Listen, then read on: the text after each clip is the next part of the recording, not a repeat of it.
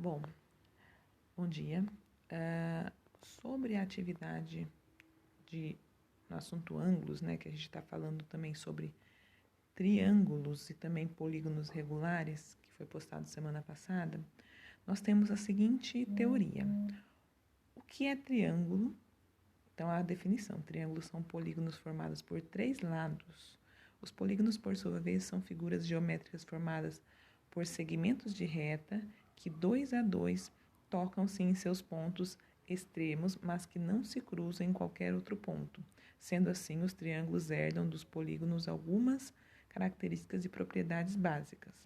Os triângulos possuem os mesmos elementos dos polígonos, com exceção das diagonais. Os outros elementos dos polígonos que os triângulos possuem são lados, então o triângulo tem três lados, vértices, o triângulo tem três vértices, tá tudo aqui no desenho de baixo. Ângulos internos são os ângulos que podem ser observados entre os dois lados adjacentes de um triângulo. Então, dentro dele, nós temos três ângulos. Temos os ângulos externos, que se a gente prolongar cada lado dele, a gente tem os ângulos externos.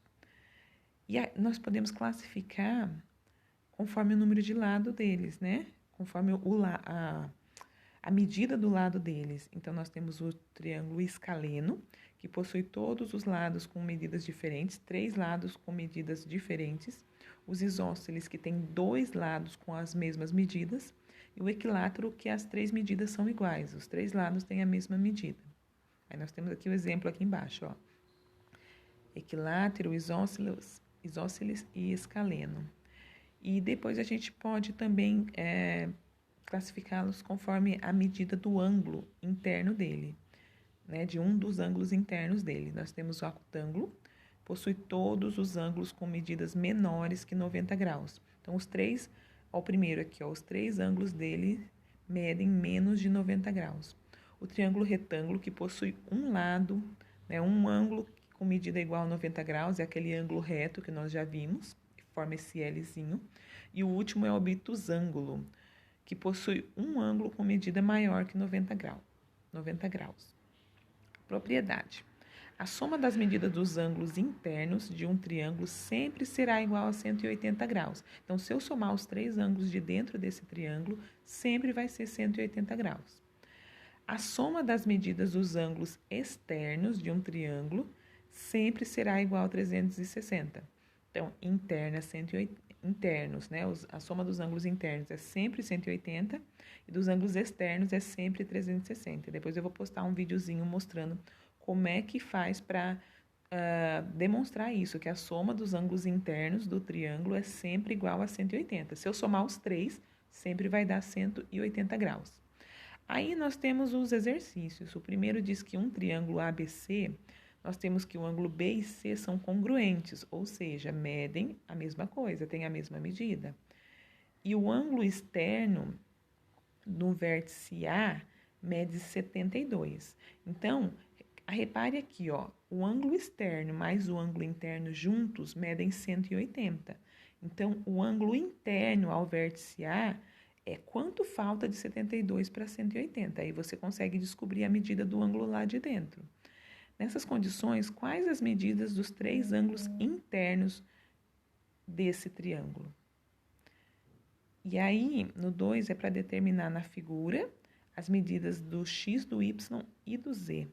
Então, nós temos aqui, o x, ele está dentro desse triângulo à esquerda aqui, né? Então, tem um ângulo de 95, um ângulo externo de 130. Então, quanto falta de 130 para 180? Aí você sabe a medida do ângulo de dentro. Aí você soma 95 mais esse ângulo e vê quanto falta para 180. Aí é o valor de x, tá? Mesma coisa na 1. Aí, para saber o valor de y, ou de z, né, que seja, vamos fazer o de z primeiro, que é logo do lado. 95, quanto falta para 180? Aí você consegue descobrir esse lado, esse ângulo à direita do 95. Aí você soma com 40 e consegue descobrir o z, que é o quanto falta para 180. Calculou o z, você vê quanto falta para 180 para ver esse ângulo à direita do z.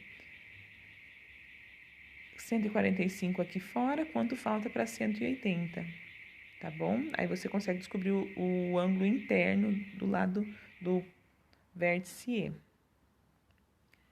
Aí os polígonos regulares, nós temos aí alguns com mais lados que 3, né? Maiores que tem mais lados que o triângulo. Então, nós temos o quadrado com 4 lados, o pentágono com 5, o hexágono com 6, o heptágono com 7, o octógono com 8, o eneágono com 9, o decágono com 10, o unidecágono com 11 e o dodecágono com 12.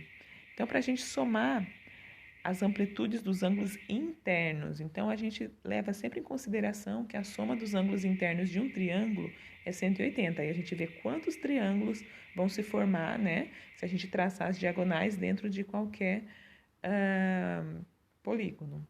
Então, nós temos aqui, ó, o triângulo não tem como fazer nenhuma diagonal nele. Então, é 180, que é a soma dos ângulos internos. Um quadrilátero, né, não precisa ser necessariamente um quadrado, você consegue traçar uma diagonal. Então, ele forma 2 triângulos, 2 vezes 180. O pentágono, que é o de 5 lados, você consegue, com 2 diagonais, formar 3 triângulos. O hexágono, com 3 diagonais, você forma 4 triângulos. É só multiplicar a quantidade de triângulos formados por 180, que é a medida da soma dos ângulos internos. Depois nós temos o heptágono, que tem 7 lados e a gente consegue 5 de triângulos dentro dele. 1, 2, com 4 diagonais. É só fazer 5 vezes 180. Então, reparem a relação entre o número de lados e o número de triângulos formados. Então, uma figura de 3 lados forma um triângulo. Com 4 lados, formam 2. Então, sempre da quantidade do número de lados, você tira 2. Tá? Então, qual é a soma dos ângulos internos de um hexágono? Aí tá aqui em cima, né? É só você fazer a continha aqui da última coluna. Na 2 é para calcular a soma dos ângulos dos seguintes polígonos. É para fazer a mesma coisa, só que com esses outros polígonos.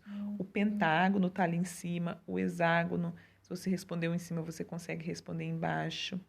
O eneágono, que a gente vê aqui, ó, ele tem 9 lados, então você faz 9 menos 2 e multiplica esse valor por 180. O decágono, ele tem 10 lados, você faz 10 menos 2 e o resultado multiplica por 180.